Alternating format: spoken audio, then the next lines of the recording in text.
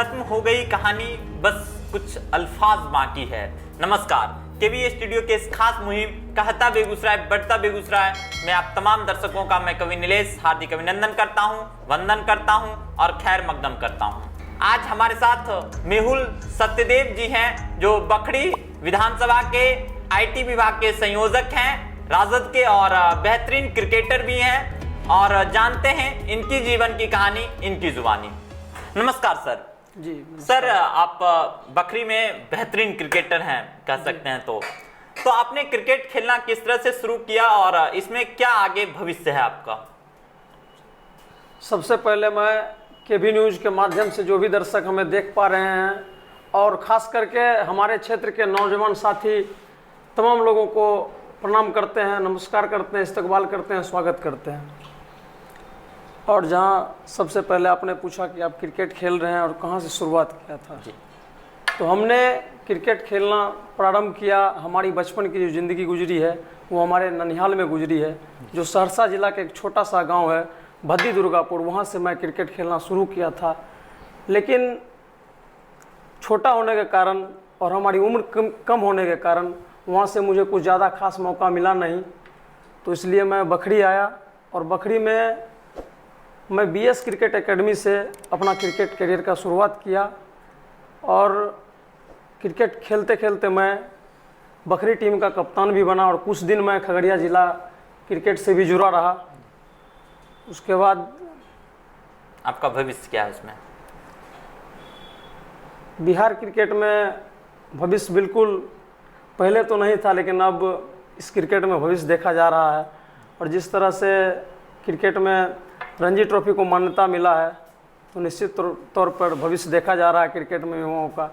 लेकिन अब जो है सो हम क्रिकेट खेलना छोड़ दिए हैं, क्योंकि हमारा पारिवारिक जो जीवन है वो राजनीतिक जीवन है। हमारे बड़े पिताजी बखरी पश्चिमी के पूर्व मुखिया रहे हैं, अधिवक्ता हैं और राष्ट्रीय जनता दल के वरिष्ठ नेता हैं। और मैं चाहता हूं कि मैं समाज सेवा में आऊं और मुझे समाज सेवा करने में बहुत ही अच्छा लगता है। किसी का भी मदद करना और भलाई करना मुझे बहुत ज़्यादा हार्टली पसंद है, इसलिए मैं इस चीज़ में आना चाहता हूँ। मेरा राजनीतिक में कोई पॉलिटिक्स में उद्देश्य नहीं है, बस मैं ये सोचता हूँ समाज सेवा करता रहूँ और मुझे ये करना अच्छा लगता है, इसलिए मैं करता रहता हूँ। सर, राजनीति में आते हैं और कहा गया है कि जो बोलता है नहीं बनेंगे, वही कोशिश होती है कि हम बने। तो आपका भी कुछ ना कुछ मकसद होगा भविष्य में जी, और हम चाहते हैं कि ये ज़रूर बताएं कि आपका भविष्य में राजनीति में क्या मकसद है। देखिए, मैं बखरी से आता हूँ, बखरी अनुमंडल से, और विकास के मामले में बखरी अनुमंडल बहुत पीछे है, इसमें कहीं कोई शक नहीं है। आज जब बिहार में तमाम अनुमंडलों में डिग्री कॉलेज होना चाहिए तो बखरी में डिग्री कॉलेज नहीं है, यह हमारी दुर्भाग्य की बात है। और मैं हमेशा से सोशल मीडिया के माध्यम से और डिग्री कॉलेज संघर्ष समिति का कुछ दिन पहले गठन हुआ था, इसके माध्यम से हमेशा से मांग करता आया हूं और प्रयासरत रहा हूं कि बखरी में डिग्री कॉलेज बने, क्योंकि आज जो बखरी के बच्चे हैं उनका भविष्य डिग्री कॉलेज से जुड़ा हुआ है। और जिस तरह की अभाव का सामना हम लोगों ने किया, मैं नहीं चाहता हूं कि हमारे आने वाले बच्चे उस तरह का अभाव का सामना करें। इसलिए मैं हमेशा प्रयासरत रहा हूं कि डिग्री कॉलेज बने, क्योंकि खास करके लड़कियों को, महिलाओं को, युवाओं को बखरी से बाहर जाना पड़ता है पढ़ने के लिए। बहुत सारे विभिन्न प्रकार की समस्याएं होती है, इसलिए मैं हमेशा चाहता हूं कि बखरी में डिग्री कॉलेज बने और यह मेरा सपना है कि बखरी में डिग्री कॉलेज लाना है। चूँकि हमारे बड़े पिताजी बखरी में, पहले बखरी अनुमंडल नहीं था, लेकिन बखरी अनुमंडल बनाने में बहुत ही महत्वपूर्ण भूमिका अदा किया है उन्होंने। तो हम लोग संघर्षशील परिवार से आते हैं, तो मैं ये चाहूँगा कि मैं हमेशा से प्रयासरत रहूँगा कि मैं बखरी में किसी भी हालात में डिग्री कॉलेज लाऊँ, चाहे वो आंदोलन से हो या फिर। सर, आप आंदोलन की बात करते हैं, क्रिकेट की बात करते हैं, राजनीति की बात करते हैं, लेकिन अगर आपसे पूछा जाए कि आपकी शैक्षणिक योग्यता क्या है और शिक्षण के क्षेत्र में आप आगे क्या करना चाहते हैं? मेरी शैक्षणिक योग्यता, मैं ग्रेजुएशन किया हूँ बीए स्नातक इकोनॉमिक्स से। मैं शुरुआती दौर का पढ़ाई प्रारंभ प्राइमरी स्कूल जो मेरा बचपन का जीवन नानी घर में गुजरा है, ननिहाल में, तो वहाँ से मैंने पढ़ाई स्टार्ट किया था। और मेरी मामी जी शिक्षिका हैं, तो वहाँ से मेरा पढ़ाई स्टार्ट हुआ था। और प्राइमरी स्कूल बद्दी दुर्गापुर में पढ़ने के बाद वहाँ से मैं बखरी आया और मेरी बखरी में पढ़ाई उत्क्रमित मध्य विद्यालय में हुई। मिडिल स्कूल की पढ़ाई हमारी उत्क्रमित मध्य विद्यालय में हुई। उसके बाद हमने हाई स्कूल का शिक्षा श्री लक्ष्मी उदित नारायण उच्च विद्यालय बखरी से प्राप्त किया, बखरी सकरपुरा से। उसके बाद हमने इंटर का पढ़ाई MBDI कॉलेज रामपुर से किया, बायो था मेरा। उसके बाद हमने स्नातक की डिग्री की पढ़ाई SK कॉलेज थतिया जो रोसड़ा में पड़ता है, वहाँ से हमने किया है। सर, आपने बताया कि आप इकोनॉमिक्स बहुत अच्छे जानकार हैं, आप स्नातक हैं उससे। तो अभी बेरोजगारी एक चरम सीमा पर है जी। तो युवाओं को इकोनॉमिक्स कहीं ना कहीं बेरोजगारी दूर करने का एक प्रतीक चिन्ह बन सकता है जी। तो आप किस तरह से बेरोजगारी खत्म करने की बात करते हैं? देखिए, आज बेरोजगारी इस प्रकार इस कदर चरम सीमा पे है कि बेरोजगारी के आड़ में युवा इतना त्रस्त हो चुके हैं कि आज आत्महत्या करने पर उतारू हो रहे हैं। आए दिन मैं न्यूज़ के माध्यम से और विभिन्न प्रकार के सोशल मीडिया के माध्यम से मैं देखता रहता हूं कि आत्महत्या दर बेरोजगारी के कारण बढ़ा है।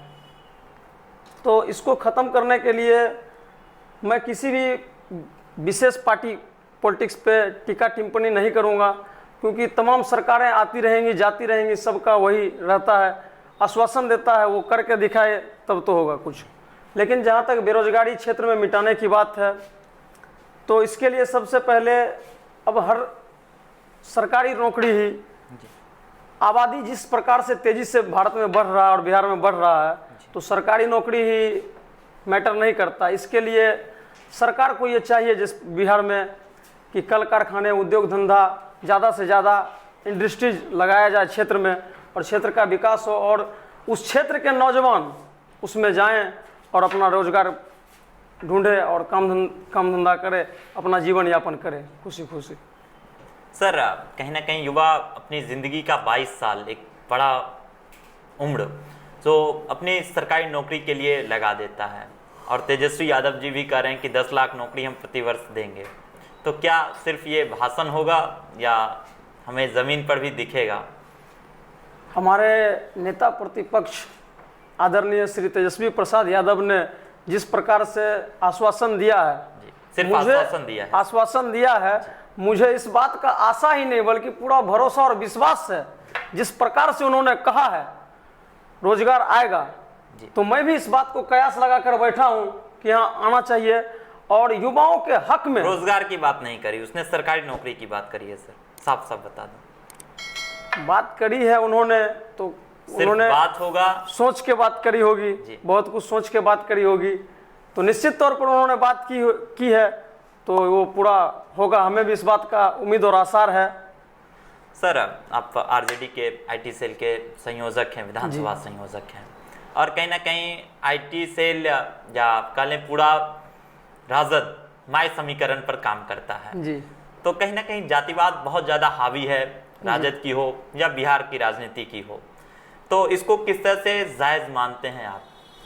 देखिए, तमाम लोगों के विभिन्न लोगों के अपनी अपनी मानसिकता होती है, अपनी अपनी विचारधारा होती है। तो मैं पर्सनली व्यक्ति विशेष की अगर बात करूं तो मैं जातिवाद में कहीं से भी कभी भी विश्वास नहीं रखता हूं। मैं सिर्फ विकास को देखने वाला लोग हूं।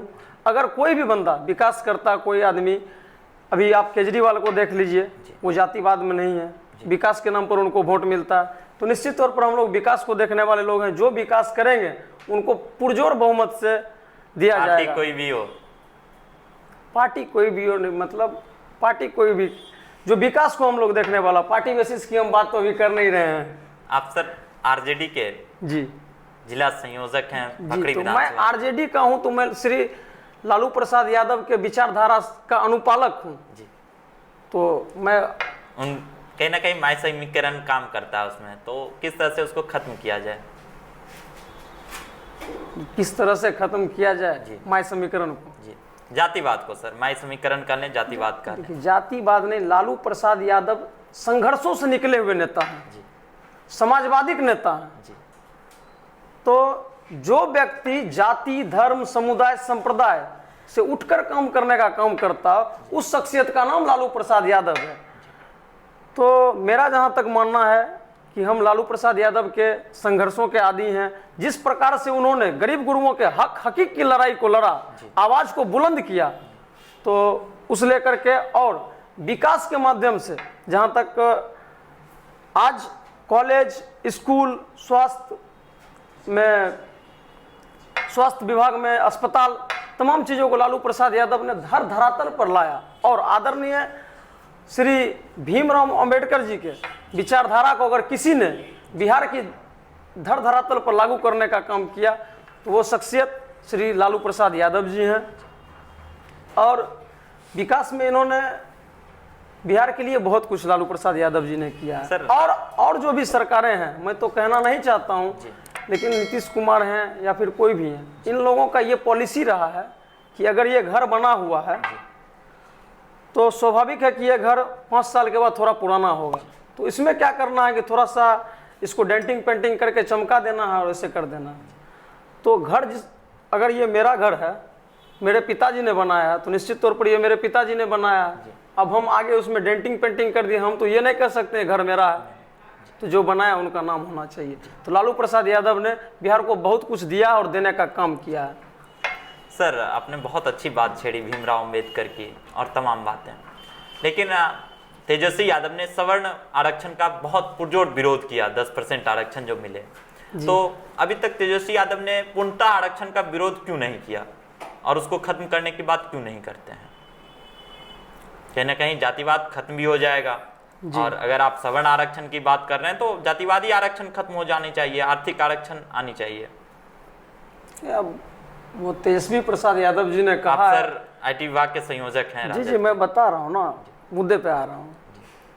तो सर, जहाँ तक तेजस्वी प्रसाद यादव जी ने बात कही है तो कुछ सोच समझ के कहे होंगे और मुझे इस संदर्भ में कोई जानकारी नहीं है। लेकिन अगर मेरा पर्सनली मानना है कि अगर आरक्षण मिले तो गरीबी और अमीरी पे आरक्षण मिले, जातिवाद में नहीं। क्योंकि सवर्ण समाज में भी कुछ गरीब तबके के लोग होते हैं और गरीब तबके में भी कुछ अमीर लोग होते हैं।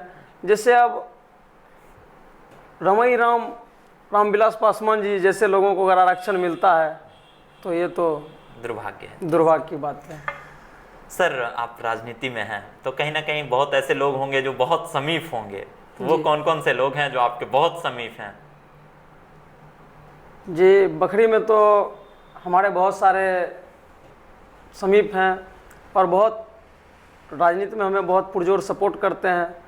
तो ऐसे में सुमित राजवंश भैया जी हैं, राजा सिंह परमार हैं हमारे दल के लोग, सुमित चौरसिया जी हैं, नगर अध्यक्ष राजा कुशवाहा हैं और देवांशु जी हैं, चंदन जी हैं, दीपक जी, इरफान जी, बहुत सारे लोग हैं जो हमारे दल में मुझे बहुत प्यार मोहब्बत करते हैं। सर, राजनीतिक गुरु किनको मानते हैं? देखिए, हमें तो किसी ने राजनीतिक गुरु अभी तक किसी को नहीं मानते हैं, लेकिन कुछ हद तक सप्ताह हफ्ता में एक आध टिप्स बड़े पिताजी से हमें मिलता रहता है, तो मैं अपने बड़े पिताजी को राजनीतिक गुरु मानता हूँ। सर, बखरी विधानसभा चुनाव भी है और कहीं ना कहीं समस्याएं बहुत है, निदान किसी का नहीं है। तो आप बखरी में किन किन समस्याओं को देख रहे हैं और विधायक आपके ही हैं? देखिए, विधायक हमारे हैं लेकिन सरकार तो हमारी नहीं है ना।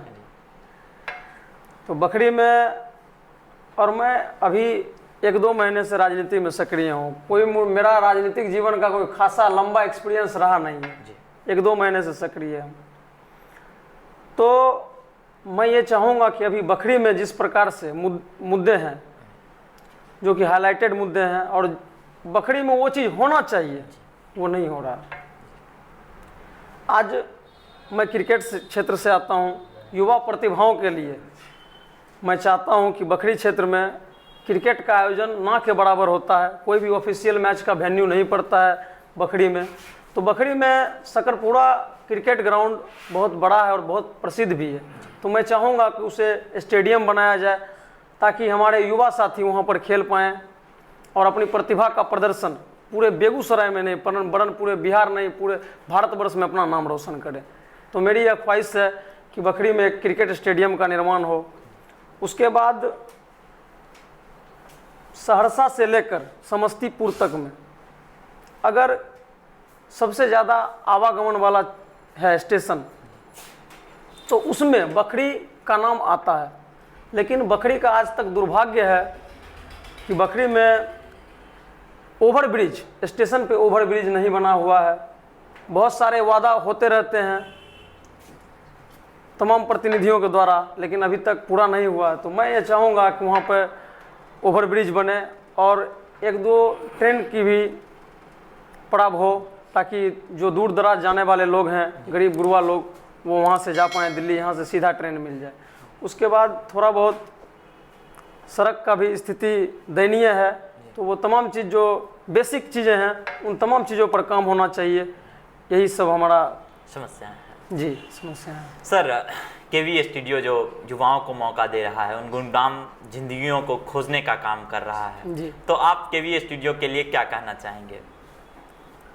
मैं केवी स्टूडियो के लिए यही कहना चाहूँगा कि ये बहुत खुशी की बात है कि आप नए नए प्रतिभाओं को और विभिन्न क्षेत्रों के लोगों को यहाँ पर बुलाते हैं। संगीत के लोग आते हैं, कवि आते हैं और विभिन्न प्रकार के क्षेत्र से लोग यहाँ पर आते हैं और अपने प्रतिभा का प्रदर्शन करते हैं। उनको आप केवी स्टूडियो के माध्यम से लोगों को एक दूसरे से जानते हैं, अपनी आवाज़ को एक दूसरे तक पहुँचाते हैं। बहुत ही सराहनीय कार्य है और मेरा यह सौभाग्य है कि आपने मुझे यहाँ बुलाया, मुझे बहुत खुशी है। सर, केवी स्टूडियो में आप आए इसके लिए हम आभार व्यक्त करते हैं और इसी तरह आप भी अपनी ऊंचाई पर जाएं जिससे हम लोग भी गौरवान्वित हों। बहुत बहुत धन्यवाद। बहुत बहुत